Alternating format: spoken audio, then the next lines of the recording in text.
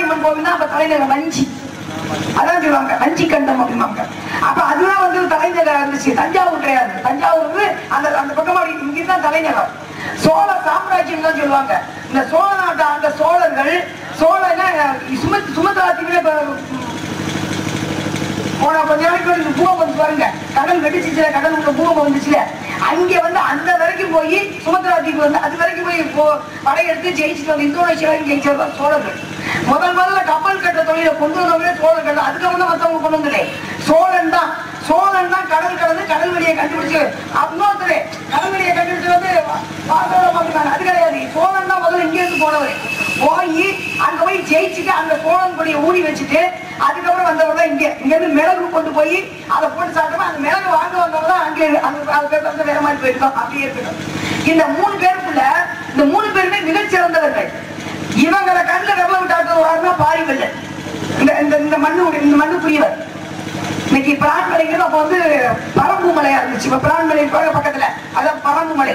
அதுல இருந்து 300 கிராமத்தாண்ட குறுநில மன்னன். இது வந்து கதையோ கற்பனையோ இல்ல புராணமோ கிடையாது. நீங்க என்ன பேசுறது கெடுக்கிறீங்க. நீ பேசும்போது அட்டா பேச உனக்கு எவ்வளவு கோவம் வருது. வரலாறு பேசும்போது கவனிங்க, ஆளுக்கு எவ்வளவு உருப்பிடுவோம். அப்ப 3 பேருக்கு விரலையும் விரல விட்டு ஆடுறதா பாரி வலிது. கற்பனையான கதையில புராணம் கிடையாது, உண்மை நடந்த உண்மை. 3 பேருக்கு விரலையும் விரல விட்டு 3 பேருமே பயப்படுவாங்களா? 100 பேரும் மிகப்பெரிய ஆளு. பாண்டியன் மிகப்பெரிய ஆளு, சோழன் மிகப்பெரிய ஆளு, சேரன். ஆனா அந்த 3 பேரும் இந்த மண்ணு இங்க உட்கார்ந்துருக்கீங்களே, இந்த மண்ணை சார்ந்ததான் பாரி ஆண்ட மண்ணு. 300 கிராமத்துக்கு சொந்தக்கார குறியில மன்னர். யாருக்குமே கிடைக்காத பட்டம் பாரி வள்ளல்னு கிடைச்சது. அப்படிப்பட்ட நல்ல மனுஷன். எப்பேற்பட்டாலும் ஜெயிக்க முடியாது, யாருமே ஜெயிக்க முடியாது. ஆனா அந்த ஒருத்தரை இந்த 3 பேர் சேர்ந்துதான் கொண்டாங்க நயவஞ்சகமா. அப்ப அவர் கூட ஒருத்தர் கபிலர். கபிலர்னா கவிஞன். புலவன் வேற கவிஞன் வேற. புலவர்கள் வந்து படிச்சு நல்லபடியா வந்து தேர்ந்து குறுகுலத்தை படிச்சு என்ன சரியா சொல்றாங்க. கவிஞர்கள் அப்படி கிடையாது. கற்பனை வளம் ஊடுருவி பார்த்து சொல்றது கவிஞர். அதுல வந்து கபிலர் ஒரு கவிஞர். அவர் வந்து அவை கவிஞரா இருந்தார். பாரிக்கு பாரியை தவிர எவனையும் நான் பாட மாட்டேன். பாரியை தவிர என்னை பொறுத்தவரைக்கும் பாரி தான் மிகச்சிறந்த வீரன், பாரி தான் வள்ளல். அவனை தவிர நான் எவனையும் பாட மாட்டேன்னு சொல்லி வாழ்ந்தவன் கபிலர். அவருக்கு சிறப்பு இருக்கு தெரியுங்களா? உலகத்துல எந்த உலகத்துல இந்தியா கிடையாது, உலகத்துல எந்த கவிஞனுக்கு இல்லாத சிறப்பு வந்து கபிலருக்கு. 100 பூ 100 பூவை இது குறிஞ்சி நிலம், மலை 5 வகை நிலம், குறிஞ்சி முல்லை மருதம் நெய்தல் பாலை. அதுல வந்து இதை சார்ந்து வந்து மலை சார்ந்த இடம் குறிஞ்சி நிலத்துல பதிவு செஞ்சார். உலகத்துல யாருக்குமே கிடைக்காத ஒரு சிறப்பு என்னன்னா கபிலருக்கு. அந்த 100 பூல ஒரு பூ அழிச்சு போச்சு, கடைசி 100வது பூ. ஊவே சாமிநாதையர் வந்து தமிழுக்கு தாத்தான்னு சொல்லுவாங்க. அவர்கிட்ட போய் கேட்டாங்களா, ஏன் நீங்க சாக புழைக்க கிடக்கிறீங்களே, உங்களுக்கு நிறைவேறாத ஆசை ஏதாவது ஒண்ணு இருக்கான்னு கேட்டாங்க. அப்பதான் அவர் சொன்னாரா, எனக்கு ரொம்ப பிடிச்சவர் கபிலர். அவர் வந்து 100 பூவை ஏற்றி எழுதி பதிவு செஞ்சார் இந்த குறிஞ்சி நிலத்துல. அதுல ஒரு பூ செல்லடிச்சு போச்சு, 100வது பூ. அந்த 100வது பூ என்னன்னு தெரியாமே உயிர் பிரிய போது எனக்கு ரொம்ப வேதனையா இருக்கு. அந்த 100 பூ என்ன தெரியுங்களா?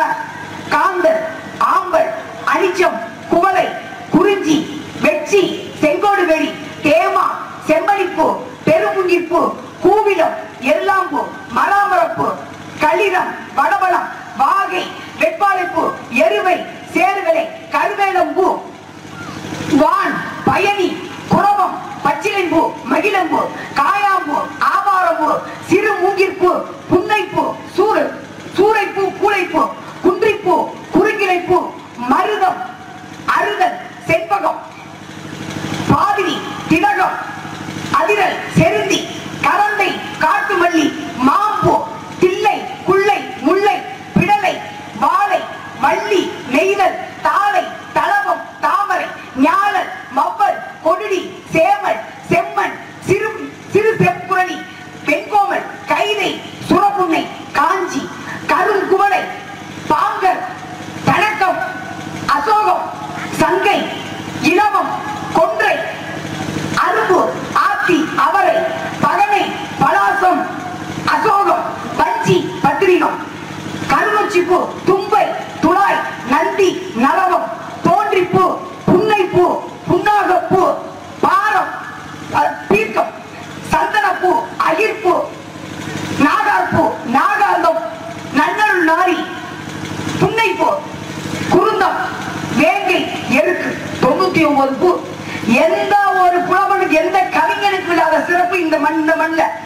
உள்ள உள்ளவங்க.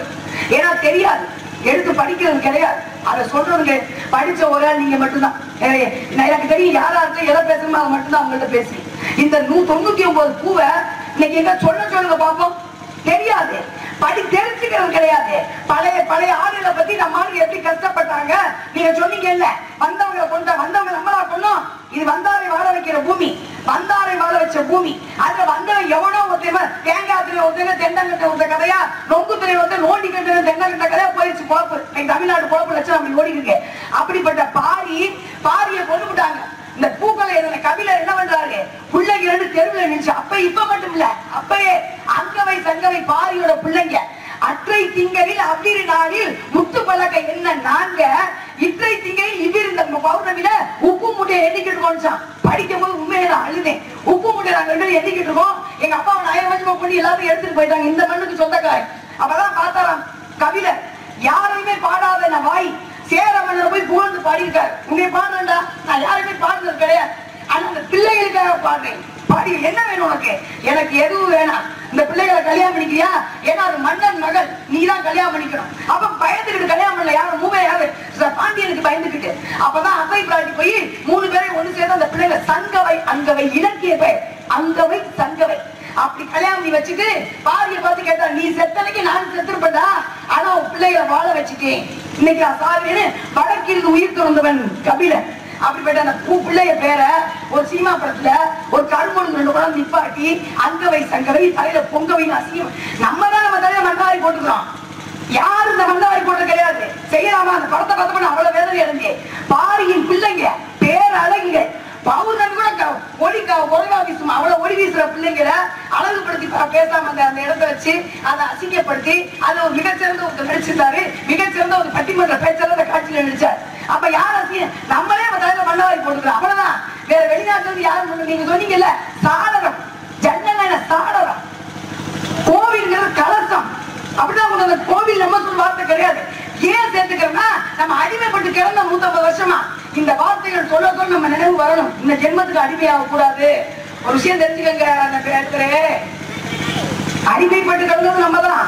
அதே அடிமைப்பட்டு கிடந்த ஆங்கிலேயர்கள் லட்சக்கணக்கான பொம்பளைக்கு உயிரை கொடுத்து கற்பை கொடுத்து நாட்டை காப்பாற்றுறது நம்ம தான். சரிங்களா? இரவுன்னு இருந்தா பகல்னு இருந்தா இரவுன்னு இருக்கதான் செய்யும். நல்லதுன்றதா கெட்டது இருக்கதான் செய்யும். பௌர்ணமினா அமாவாசை இருக்கதான் செய்யும். 2 பக்கம் கலை இருந்தா அதுக்கு பேரு நதி. காட்டார் வெள்ளம் அது காட்டார் வெள்ளம். எங்க எப்போன்னு சொல்ல முடியாது. இப்ப நடக்கிற விஷயமா காட்டார் வெள்ளம் மாதிரி எப்ப வேணாலும் மறைஞ்சு போகும். ஆனா நதிங்கிறது ஊற்று சொல்லுவாங்க, ஆர்டிசியன் ஊற்றுன.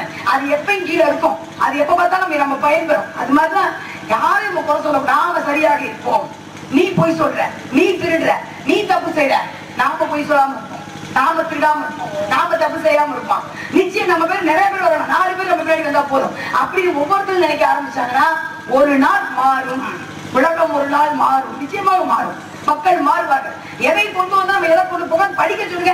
படிப்பதற்கு நேரம் இல்ல. இன்னைக்கு நல்ல விஷயங்கள் தெரிஞ்சுக்க நேரம் இல்ல. அதனால விஷயங்கள் தெரிஞ்சுக்கிறத எதை நீ கொண்டு வந்தால், எதை நீ கொண்டு செல்வதற்கு, எது உன்னுடையது, எது இன்று உன்னுடையதோ அது நாளை இன்னொருவருடையது. அதற்கட்டும் ஏறுடையது. நினைச்சு பாருங்க. எதை கொண்டு ஒண்ணுங்க ஒரு பிடி மணல் கூட கிடையாது. இங்க எல்லாம் பாலையில வச்சு தூக்கிட்டு போவாங்க. இப்ப வண்டி வச்சு தூக்கிட்டு போறாங்க. காருக்குள்ள செத்தது யாருமே தெரிய மாட்டேங்குது. இன்னும் கொஞ்ச நாள்ல நம்மளால உருண்டு போய் சுற்றுலா படுத்துப்பாங்க.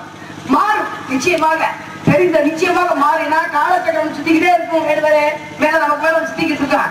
நம்ம இன்னைக்கு நம்ம ஏமாத்துறோம், நம்ம பெரிய ஆளு அப்படின்னு நினைச்சு சுத்திக்கிட்டு இருக்கோம். ஆனா நமக்கு மேல ஒரு சுத்திக்கிட்டு இருக்கோம். அதுக்கு தெரியும் எப்ப ஆட்டத்தை என்னால நிப்பாட்ட முடியுமா நான் நிப்பாட்டினேன். எப்ப இந்த சக்கரம் நிக்குமோ அப்படி நின்றோம். சரிங்களா? அதனால நிச்சயமா தமிழகத்துக்கு ஈடு இணை வேறு எதுவும் கிடையாது. எல்லா விஷயத்திலுமே ஈடு இணை கிடையாது. அதனாலதான் இன்று தமிழ்நாடு குறிவைக்கப்பட்டிருக்கிறது. சுதாரிச்சுக்கங்க, தப்பிச்சுக்குவோம். சரிங்களா? பேசுங்க பாப்போம். தெய்வான சக்கரத்தி மல்லி குலத்தி நம்ம கதையில இருக்கிறது.